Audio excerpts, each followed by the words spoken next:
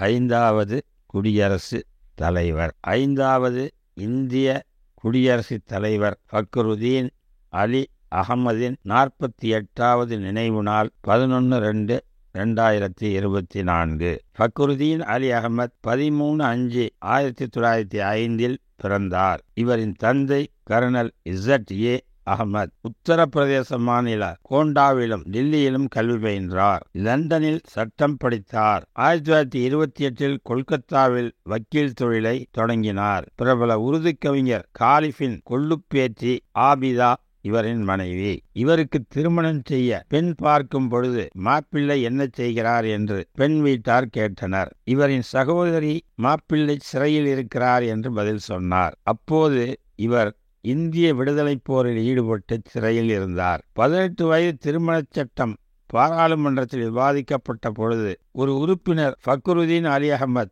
18 வயது பெண்ணை மணந்தவர் என்று குற்றம் சாட்டினார். ஃபக்ருதீன் அலி அகமது கோபப்படாமல் எழுந்து, ஆம், நான் 20 ஆண்டுகளுக்கு முன்னர் 18 வயது பெண்ணை திருமணம் செய்தேன் என்று பதில் சொன்னார். 3 முறை அஸ்ஸாம் மாநிலத்தில் அமைச்சராக பொறுப்பேற்று அரும்பணியாற்றினார். காங்கிரஸ் காரிய கமிட்டியிலும் பாராளுமன்ற குழுவிலும் உறுப்பினராக இருந்து உயர் ஆலோசனைகளை வழங்கினார். மத்திய அமைச்சரவையில் நீர்ப்பாசனம், கல்வி, கைத்தொழில், விவசாய அமைச்சராக இருந்து ஆற்றிய பணிகள் அளப்பரியன.